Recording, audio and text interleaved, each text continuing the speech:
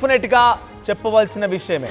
ఈ 2 రోజులుగా పెద్ద ఎత్తున 3000 పైచిలకు ఎటువంటి ట్రాన్సాక్షన్ జరిగినా కూడా వారందరికీ ఒక బిగ్ షాక్ ఇవ్వబోతోంది మినిస్టర్ ఆఫ్ ఫైనాన్స్. సో వారందరిపైన తప్పకుండా యూపీఐ ట్రాన్సాక్షన్స్ వాడే వారికి 3000 పైగా ఒక రోజు వారీగా ట్రాన్సాక్షన్స్ జరిగితే వాళ్ళపైన ఛార్జీల మోత మోగించబోతోందని చెప్పి వార్తలు ప్రచారం జరిగాయి. అయితే వాటన్నిటిని కొట్టి పారేసింది. ఎటువంటి కండిషన్స్ లేవు, ఎటువంటి ఛార్జెస్ లేవు. గతంలో మాదిరిగానే సవ్యంగా ట్రాన్సాక్షన్స్ చేసుకోవచ్చని మాటని మినిస్ట్రీ ఆఫ్ ఫైనాన్స్ తెలియజేసింది. ఛార్జీలు వసూలు చేస్తున్నారంటూ తప్పుడుగా కథనాలు వచ్చాయి. అయితే దానిపైన కేంద్ర ఆర్థిక మంత్రిత్వ శాఖ క్లారిటీ ఇచ్చింది. ఊహాగానాలకి చెక్ పెడుతూ సీరియస్గా స్పందించింది కేంద్రం. తప్పుడు ప్రచారాలను నమ్మవద్దంటూ ప్రజలకు సూచించింది.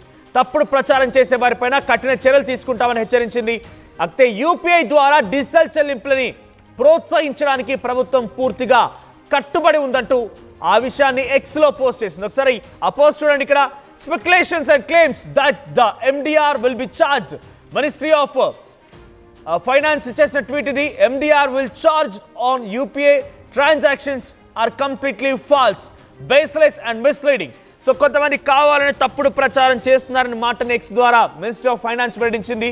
సో తాము 3000 పైచీలకు ఎవరైతే ట్రాన్సాక్షన్ చేస్తారో ఆ ట్రాన్సాక్షన్స్కి మోత మోగించబోతున్నాం, ఛార్జీలు విధించబోతున్నాం అనే మాట అవాస్తవం కొట్టిపారేసింది. Such baseless and sensation creating speculations cause needless uncertainty, fear and suspicion among our citizens. ఏం చెప్తున్నారు ఇక్కడ? ఆ బేస్లెస్ సెన్సేషన్స్ వల్ల ప్రజల్లో స్పెక్యులేషన్స్ వస్తూ ఉన్నాయి. సో వాటి వల్ల కొంత అనవసరమైనటువంటి రాద్ధాంతం జరుగుతోంది. ప్రజలు భయభ్రాంతలకు గురవుతున్నారు. So the government remains fully committed to promoting the cashless via UPI. So cashless లేకుండా మన దగ్గర బేసిక్గా మొదటి నుంచి మోడీ ప్రభుత్వం చెప్తోంది అదే, క్యాష్లెస్ ట్రాన్సాక్షన్స్ అని చెప్తోంది. అందులో భాగంగానే నోట్ల రద్దు జరిగింది. అందులో భాగంగానే కొత్తగా ఇటువంటి యూపీఐ యాప్స్ తెర మీదకి వచ్చాయి. ఫోన్పే, గూగుల్ పే, పేటీఎం లాంటి యాప్స్ తెర మీదకి వచ్చాయి. డైరెక్ట్గా ప్రతి బ్యాంక్ కూడా అంతా డిజిటల్ రూపంలో వెళ్ళాలంటగా చెప్తోంది. మనం గతంలో చూసాం చెక్కులు కూడా ఉండేది, ఇప్పుడు ఆ చెక్కులు కూడా లేవు. డైరెక్ట్గా యూపీఐ ట్రాన్సాక్షన్స్, ఆన్లైన్ చెక్స్ కూడా వచ్చాయి. సో ఈ చెక్లు అని చెప్తున్నారు. సో ఈ చెక్లు వచ్చాయి, కార్డ్స్ వచ్చాయి, అంతా కూడా డిజిటలే. అసలు కర్కు నోటు కనబడకుండా మొత్తం ఈ రకంగానే ట్రాన్సాక్షన్స్ జరుగుతూ ఉన్నాయి.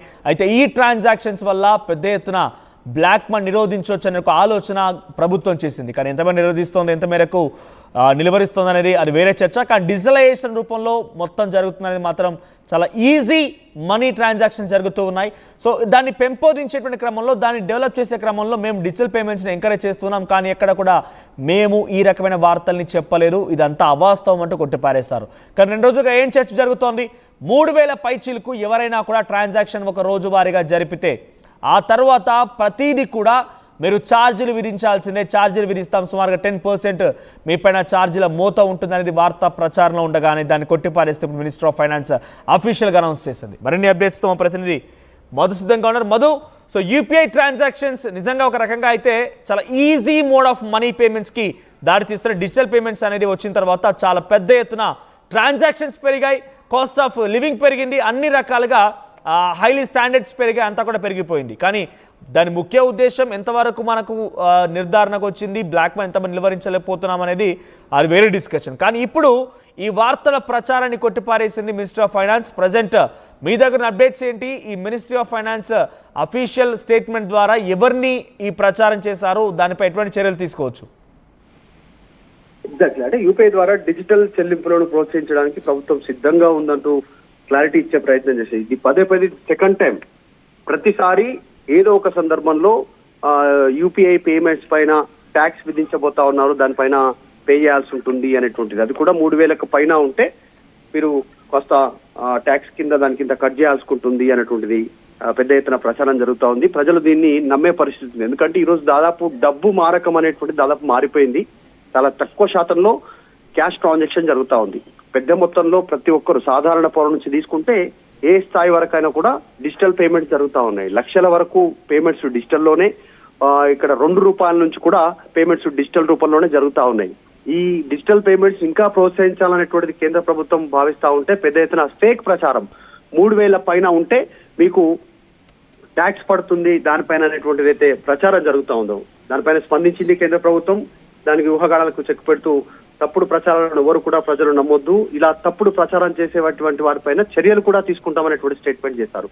సో ఇక ఇప్పుడే కాదు, ఈ విషయం పైన పూర్తి స్థాయిలో ప్రభుత్వం ఇంకా పూర్తిగా కట్టుబడి ఉంటుంది, ఫ్యూచర్ లో కూడా డిజిటల్ పేమెంట్ చేసే అవకాశం ఉంటుందని ప్రచారం చెప్పే ప్రయత్నం చేసింది. మనకు చూసా ఉన్నాం మనోజ్, ఈరోజు కూరగాయల నుంచి ఛాయ్ నుంచి మొదలు పెడితే బెంజ్ కార్ వరకు డిజిటల్ పేమెంట్స్ లోనే జరుగుతా ఉన్నటువంటి పరిస్థితి. డిజిటల్ పేమెంట్స్, యూపీఐ పేమెంట్స్ రూపంలో, తర్వాత ఆన్లైన్ ట్రాన్సాక్షన్ రూపంలో, ఇంటర్నెట్ ద్వారా ఆన్లైన్ బ్యాంకింగ్ ద్వారా ట్రాన్సాక్షన్ జరుగుతూ ఉన్నటువంటి పరిస్థితి. దాదాపు చెక్కుల రూపంలో కూడా ట్రాన్సాక్షన్స్ తగ్గిపోయిన సిచ్యువేషన్ కనిపిస్తా ఉంది.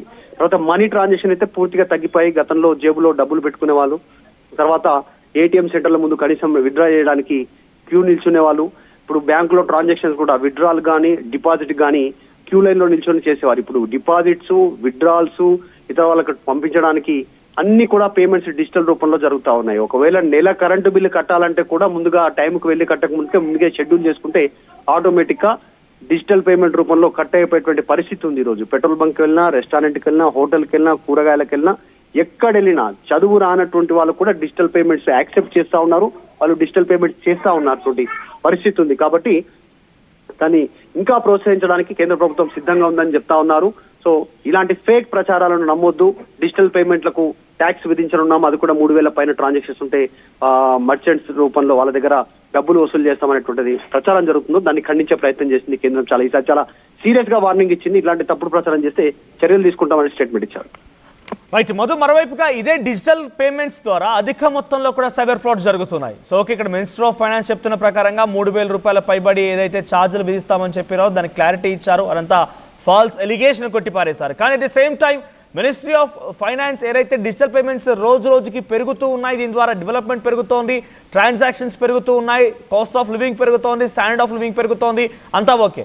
కానీ అదే స్థాయిలో నేరగాళ్ళు, నేరపూరిత ఆలోచన ఉన్న వాళ్ళు సైబర్ ఫ్రాడ్స్కి తెరలే వాళ్ళు కూడా పెరుగుతున్నారు. అటువంటి వాటిని నిలువరించడానికి కొన్ని సంవత్సరాలుగా కొన్ని ప్రయత్నాలు జరుగుతున్నాయి, కానీ ఏమాత్రం నిలువరించలేకపోతున్నారు.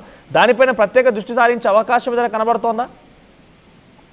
హై సెక్యూరిటీ అంటే మీ పాస్వర్డ్ చెప్పకపోవడము, మిగతా ఏదైనా మీకు తెలియనటువంటి వారి ద్వారా లింక్స్ వస్తే వాటిని యాక్సెప్ట్ చేయకపోవడం. ఇప్పటికే పోలీసు, కేంద్ర ప్రభుత్వం పదే రిపీట్ చేస్తా ఉన్నారు. రింగ్ టోన్ల రూపంలో, మెసేజ్ల రూపంలో ఇటు పోలీస్ శాఖ, కేంద్ర ప్రభుత్వం అలర్ట్ చేస్తా ఉంది. ఫేక్ ప్రచారాలను నమ్మొద్దు, పోలీస్ రూపంలో, జడ్జిల రూపంలో కానీ, లేకుంటే మీకు ఏదైనా గిఫ్ట్ వచ్చింది అనేటువంటి రూపంలో ఉన్న డిజిటల్ లింక్స్ పంపితే ఓపెన్ చేయొద్దు, వాటిని మోసపోద్దు, డబ్బులు పంపొద్దు. తర్వాత మీరు ఒక్కసారి ఆ లింక్ ఓపెన్ చేస్తే ఆటోమేటిక్ గా మీ పాస్వర్డ్ ని మీరు ఎప్పుడైతే ఎంట్రీ చేస్తారో వాళ్ళకి యాక్సెస్ దొరికే పరిస్థితి ఉంటుంది. సో ఇట్లాంటి వాటిపైన ఫేక్ ప్రచారాలను కూడా డిజిటల్ పేమెంట్ ద్వారా, డిజిటల్ రూపంలో ఎవరైతే దొంగలు చేస్తా ఉన్నారో, ఏదో ఒక ప్రాంతం నుంచి ఆపరేట్ చేస్తారు, మన బ్యాంకులో ఉన్నటువంటి డబ్బులను ఖాళీ చేసే ప్రయత్నం చేస్తా ఉన్నారు. ఇప్పుడు యూపీఐ పేమెంట్ వచ్చిన తర్వాత ఇలాంటి సిచ్యువేషన్స్ కొన్ని ఘటనలు ఎక్కువైనాయి, వాటిపైన కూడా దృష్టి పెడతా ఉన్నారు. కానీ ఫేక్ ప్రచారాలను మాత్రం నమ్మొద్దు, డిజిటల్ పేమెంట్ చేసేటువంటి వారిపైన ఎలాంటి రుసుము, భారం పడేటువంటి పరిస్థితి లేదు, ఎట్లాంటి భారం వేయము అనేటువంటి క్లారిటీ ఇచ్చే ప్రయత్నం చేసింది కేంద్ర ప్రభుత్వం. Right, thank you Madhu. So మొత్తం మీద ఎవరైతే Google Pay, PhonePe, Paytm వాడుతున్నారో మీ అందరికీ ఒక గుడ్ న్యూస్. సో ఎవరైతే 2 రోజులుగా ప్రచారం జరుగుతుందో 3,000 పైబడి ఎవరు కూడా ట్రాన్సాక్షన్ చేసినా రోజువారీగా మీ పైన కొన్ని ఛార్జీల మోత మోగించబోతుందని వార్తలన్నింటి కూడా కొట్టిపారేసింది మినిస్ట్రీ ఆఫ్ ఫైనాన్స్. అటువంటిది ఏదీ లేదు, అంతా గతంలో మాదిరిగానే సవ్యంగానే జరుగుతున్నటువంటి ఛార్జీల మోత లేదు, ఇదంతా కూడా అవాస్తవం అంటూ